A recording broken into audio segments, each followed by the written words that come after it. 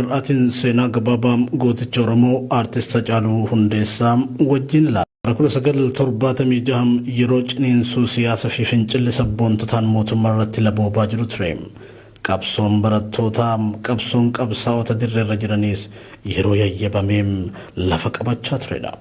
Haa ta'u malee garuu mootummaan dargii humna waraanaa fi meeshaatiin hedduu yeroof ijaareem sagalee dhaadannoo ana qofatu jira jedhu dhageessisaa jiru ture. Koloneel Mangistuu Hayilamaariyaam injifannoo Ziyaad Barree irratti argatee mirqaaneem guutuu biyyattii irratti kan duraa caalmaa humna waraanaatiin gaanfa Afrikaa isa dursaa jedhamuun gulanteeffamee yeroo of jabeesse ture. Bara beelaa 1977 fuulletti ilaalaa joota muraasa hambifateem ilmi qananii fi goonni kan beela'e nyaachisum kan miidhame bayyanachiisum kan gabroomi onnachiisum tokko kennaa bara 1976 ta'uun mallattoo mo'ichaa fi misraachoo ta'e godina Shawaa Lixaa magaalaa Amboo Walakkaatti abbaasaa obbo Hundeessaa Boonsaa Gurmeessaa ilmaan Tuulamaa gosa warra Habeebirraa haadhasaa addee guddattuu horaa taajjabaa hortee ilmaan Maccaa gosa warra Leeqarraa dhalate Haacaaluu Hundeessaa Boonsaa. Ilma dhalate kanaaf maqaan osoo moggaafamin akkuma seera ulfoo Oromootti maatiin gara ayyaantutti qajeelani. Ayyaantunis ilma dhalate kanaaf maqaa moggaase. Maqaan akka aadaa Oromootti hammachiisa geeffamee moggaafame kunis karaa kan jedhu ture. Jireenya dhugaa ilmi dhalate kun erga guddatee jiraateem maqaa ayyaantuun laatteefirraa homata kan jallanne. Karaa ta'ee qabsoo agarsiisee jira. Karaa ta'ee doofaa barsiisee jira. Karaa ta'ee diriiree falmattoota karaa ofirra adeemsiseera. Karaa ta'ee waa hedduu raageera karaas agarsiisee jira. Moggaasa maqaa ayyaantummaatiin argate kanaan waamamee osoo hin turin daa'imni simboo qabeessi bilaalan bareedaa baattuu ilkaansaa ibsee kolfuuf yaalu. Daa'imni dhiigni reef qummaaduu eegalu kan ijaa fi funyaan qajeelu kun dhukkubsate. Dhukkubni isaa kunis hedduu isa laaffifte. Yeroo inni dhukkubsate kana daa'ima waggaa tokko akka ture addee guddattuu horaa BBC afaan Oromoo irratti himanii turan. Haati isaa addee guddattuu yeroo kanatti barnoota bu'uuraa masarata timirti kan mootummaan dirqiin nama barsiisu hawaasa naannoo waliin barachaa waan turaniif karaa manatti dhiisteem gara barnootaa deddeebite turte. Haa ta'u malee ijoolleewwan isii kaan irraa ilma isii reef dhalatu kanam kan maqaan isaa karaa jedhamu kana hedduu raafamtiif turte. Sababa hedduu isaaf yaaddoftuu fi yaadduuf jecham daree barnootaa keessa teessellee ija isiitiin gabatee gurraacha ilaaluu dadhabdi turte. Jaalala ilma isii kanaaf qabduuf garuu guyyaa tokko dabtaraa fi qalama isii gattee ilma isii kana filachuun barnoota situ guddatee naaf barate jechuun karaa guddisuu fi harma hoosisuutti deebite. Dhibeen keessoo ilma isaanii dhukkuba kun hedduu kan isaan yaaddessaatii fi abbaan karaa ilma isaanii kana fudhatanii gara hospitaala Gudariitti qajeelan. Achittis yaala fayyaa argachuuf yoo geessan milkiin isaanii tolteem doktora fayyaa argatan. Doktorri kun yaala fayyaa erga taasisee boodam maqaan mucaa keessanii eenyu jechuun isaan gaafateem. Deebiin maatiis karaa kan jedhu ture. Ayyaantun inni tokko maqaa karaa jedhu moggaaseef. Ayyaantun inni ammaa kun immoo maqaa haaraa isaan hin eegnen isaan simateem. Maatiin waa'ee dhukkubsachuu ilma isaanii kanaan waan hedduu cinqamaniif ilmi keessan homaayyuun ta'um ni du'a jettanii yaaddanis ilmi keessan isa du'a osoo hin taaneem isa hunda caaludhaam. Ilmi keessan kun Haacaaluu jechuun dubbateem. Abbaan isaa obbo Hundeessanis yeroo ilma isaanii kanaan Haacaaluu jechuun waamu akka eegalan addee guddattuun ni himamu. Waamicha abbaa Haacaaluu obbo Hundeessaa Boonsaa kana harmeen Haacaaluu siin morminem maqichis haaradhaam ni bareedasiim. Kanaaf gammachuudhaan Haacaaluu simatan. Guyyaa gaafa sanarraa eegalee Haacaaluun akka caaluuf abdiin fedhii fi hawwiin maatii isaa irratti golboobeem. Umuriin isaa barnootaaf yoo ga'us mana barumsaa sadarkaa tokkoffaa iddoo Liibanitti galmaa'uun umrii ijoollummaatti barnoota eegaleem. Daa'imummaa isaa umrii waggaa 7tti qe'ee akaakayyuu isaa ganda baadiyyaa Amboo kan taateem goosuutti deddeebi'uun baadiyyaatti bishaan daakaa sirba sirbaam loon tiksaam farda garmaamsaam jireenya baadiyyaa dhamdhamaam magaalaa qe'ee warra isaatti ammoo kubbaa taphachaa barnootas barachaa muuziqaa ammayyaas dhaggeeffachaa guddachuuf carraa argate. barnoota isaatiin barataa qaxalee ta'uun sadarkaa keessa ba'aa barnoota sadarkaa lammaffaa kan dhaqqabe haacaaluun barnoota isaa qixxeeffatee sadarkaa tokkoffaa abbaafachiisuun gara sadarkaa lammaffaatti yoo dabru mana barumsaa sadarkaa lammaffaa magaalaa Ambootti galmaa'uun kutaa 11ffaa dhaqqabe. Barataan qaxaleen kun oromummaa isaa baraam saba isaa jaallachaam quuqqaa fi dhugaa saba isaatis dubbachaa barnoota isaattis jabaatee mul'ata isaa bira ga'uuf utuu abbaluu umriin dargaggummaa isa simatte. Sochii qabsoo qeerroo magaalaa Amboo keessatti bara 1992-95tti ka'aa tureen adda durummaadhaan hirmaachaa hiriyoota isaa mana barumsichaa jaagamaa badhaanee fi kan biroo rasaasa mootummaa wayyaaniitiin of biraa dhabe. Haacaaluunis bara 1995 keessa barnoota isaa kutaa 11ffaa adda kutee hiriyoota shawwaliin sababa siyaasaaf harka mootummaa wayyaanee keessa seene. Barnoota isaa kutaa 11ffaatti adda kutuun sababa oromummaa isaaf kan hidhame Haacaaluun mana hidhaa barteedhaan beeta mangistii jedhamee waamamu keessatti erga dararamaa ture booda mana hidhaa Karchallee Ambootti dabarfamee murtii haqa qabeessa malee waggaa 4 oliif erga hidhamee booda bara 1999 ji'a 9ffaa keessa manni murtii godina Shawaa Lixaa yakkattiin himataman irraa bilisa isaa baasnaan hiikame.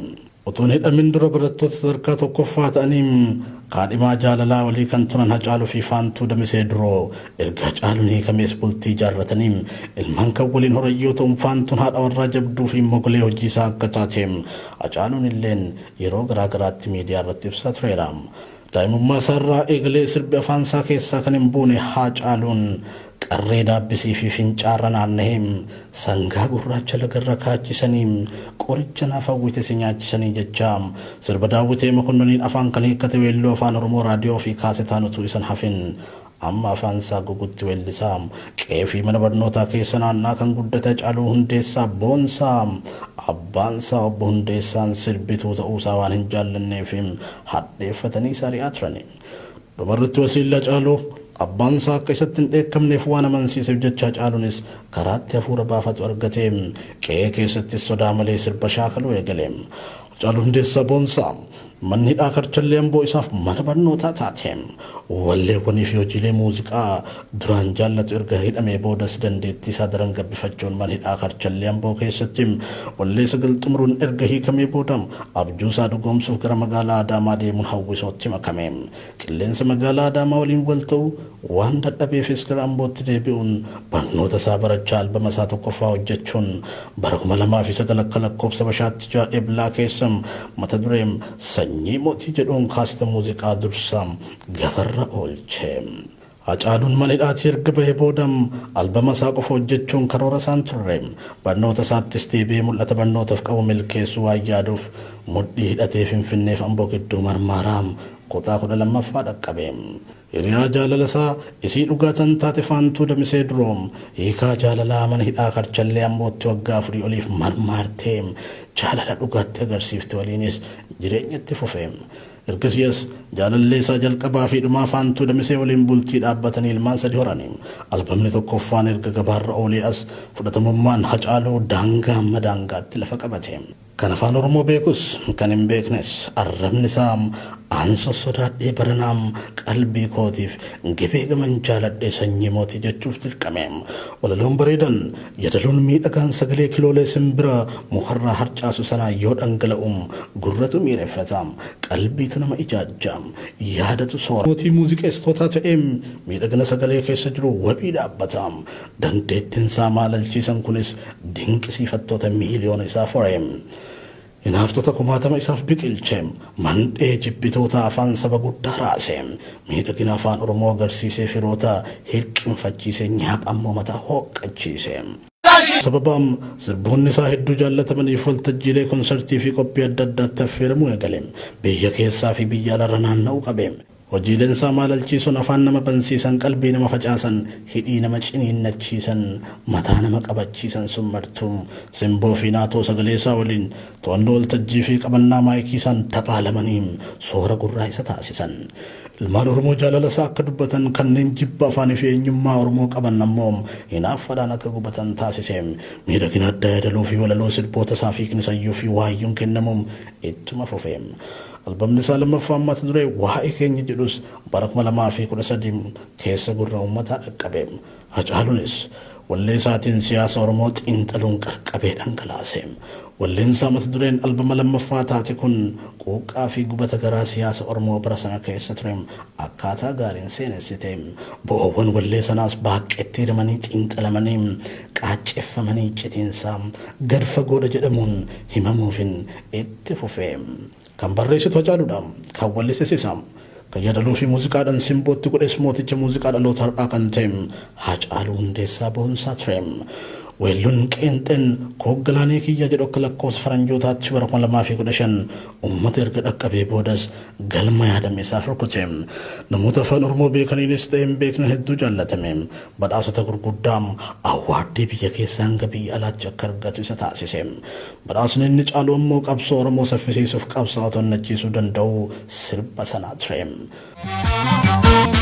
Roorroo baqadhee akkan biyyaan baane kan na godhem sirba kooti kan jedhu Haacaaluun gabaa galtuun geggeessaniin dhaggeeffatu malee namaa gamtus hin dheessanii wareegamu malee jechuun akkuma weelliseem isaaf gamtus jiruu fi doorsimnitti hammaatus utuu Oromiyaarraan baqatin carraa biyyaa ba'u argatillee of dabarsaa biyya isaa mararsiifatee jiraachuu murteesseem. Haacaaluu Hundeessaa boonsaa gootni jechii fi gochirraa bareedu muuziqeessaa sagaleensaa muuziqaa ammayyaa caalmaa qalbii nama ilmu.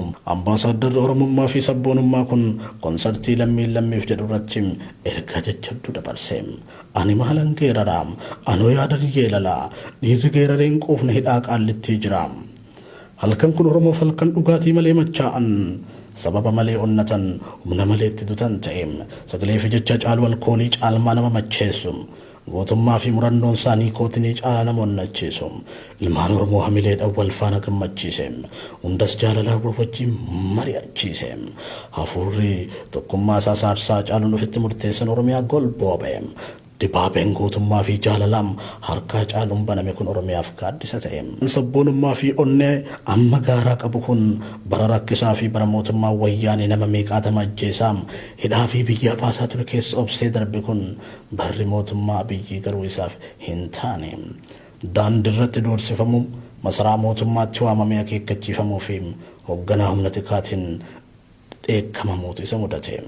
Ministeerri muummee bilxiginna Abiyyim Haacaaluu fi artistoota Oromoo kan biroo irratti xiyyeeffannoo qoqqobanii mirga sochii fi dubbii dhorkus irratti labsan. Maqaa balleessii fi of eeggannoodhaanis faana isaan hordofsiisuu eegalan. Kun hundi garuu qabsoo Oromoon asiin ga'im gara dabarsuuf tarsiimoo sirrii nafxanyaa baafate tureem. Haacaaluu Hundeessaa boonsaa goonni dhugaa Oromoo irraa homtuu luba isan deebisne sun garuu ammas afaan hin qabanne. Waltajjii fi miidiyaa argate hundarratti gama uummataa goruun rakkoo siyaasaa faccisaa tureera. Waxabajjiin bara 2020 goota guddaa fi hayyuu yaadaloon uummata isaa qajeelfatu kanatti garaa jabaatteem ji'a farraa taateem. Magaalaa Finfinnee keessatti bilxiginnaan duriyyootatti bituun doorsisaa fi yaalii garaagaraa irratti taasisaa kan turte taatus birmannaa fi dhaqqabannaa uummata isaan yeroo hedduu du'arraa oolee ture. Haa ta'u malee garuu siyaasni abbaa Orommaa kan har'a malee kaleessa yaadanne kan boriif hin yaaddofne sirna bilxiginnaatiin diriirfamuun Haacaaluu qaalii Oromoo sanam dhangaa du'aa affeerche. Albamni Haacaaluu Hundeessaa sadaffaa fi inni xumuraa maal malleessaa jedhamu kabaja yaadannoo wareegama waggaa isaatti bifa ho'aan eebbifamee gadhiifamee jira. Artist Haacaaluu erga wareegamee boodas dhaabbanni artistoota idil addunyaa Giraamii Awwaard jedhamu kan waggaan Ameerikaatti qophaa'uun artistoota hojii aartii keessatti shoora olaanaa taphatan jajjabeessuun beekamu. Sagantaa badhaasa bara 2022 irratti albama artist Haacaaluu maal malleessaa jedhuun badhaasa Giraamiitiif kaadhimee jira. Dhaabbanni badhaasa Giraamii Awwaard erga bara 1958 hundeeffamee as waggaan artistoota jajjamoo gama aartiitiin addunyaa tanarratti dhiibbaa uumuu danda'an filachuun badhaafama waggaa taasisa. Dhaabbanni kun wayitii artist Haacaaluu wareegames sirna badhaasa isaa waggaa 63ffaa Ameerikaa Los Angelesitti qophaa'e irratti gootota aartii bara 2020 keessa dhabne jechuun hojiiwwan artist Haacaaluu Hundeessaa dinqisiifachuun beekamtii kenneefii ture. Artist Haacaaluu Hundeessaa dhaabbaticha kanaan yeroo yaadatamu lammii Itoophiyaa hojii aartiitiin dhaabbaticha biratti beekamtii argate jechuun osoo lubbuun addunyaarraa godaanee jiruun seenaa gonfatee jira. Warri Haacaaluu nyaatee fi nyaachisem kan dhugaa isaa dhokseem dhiiga isaatiin diraamaa hojjetem har'a lafa lixan dhabaa jiru. Itoophiyaan Haacaaluu liqimsiteem har'a jalaa gubbaan ibidditti qabatee gubachaa jirteem. gabaabumatti dhiphachuun dirree siyaasaa cufachuu daandii qabsoo karaa nagaa yoo fidu ajjeefamuun artist Haacaaluu Hundeessaa fi hidhamuun geggeessitoota siyaasa Oromoo qormaata siyaasaa Itoophiyaatti baay'ise. Qormaanni siyaasaa Itoophiyaatti baay'ate ammoo waraana hamaa lubbuu Itoophiyaanotaa gaaga'e kufaatii dippiloomaasii fi diinagdee hordofsiise. Nagaa fi tasgabbii dhabuun Oromiyaa Itoophiyaa nagaa yoo dhoowwu nagaa dhabuun Itoophiyaa ammoo gaanfa Afrikaa tasgabbii dhoowwe. Tasgabbii dhabuun naannawa gaanfa Afrikaa biyya Jiyoo Baayidaan Ameerikaa fi dhaabbilee biyyoota dhihaa yaaddesse. Ibidda siyaasaa ajjeefamuu artist Haacaaluu Hundeessaatiin Itoophiyaatti qabateen dhaabne. Ibidda kan qabsiise mootummaa Bilxiginnaati. Kan itti qabsiifame Itoophiyaadha. Ibiddichaan kan gubataa jiru immoo Itoophiyaanota. Bu'aan ibiddichaa fedhii siyaasaa galmaan gahuudha. Fedhii siyaasaa ilaalcha sabqeenxee galmaan gahuu fi gateettii uummata Itoophiyaatti fe'uuf ibidda qabate. Ibiddicha ajjeefamuu Haacaaluu Hundeessaa fi hidhamuu geggeessitoota siyaasaa Oromootiin qabate. Jamtoota daawwattoota qophii malaartii seenaan gabaabaan artist Haacaaluu Hundeessaa irratti xiyyeeffate kan hanga ammaatti nu daawwachaa turtanidha. An Muhammad Fantaalletiin gama ogummaa teeknikaatiin abdii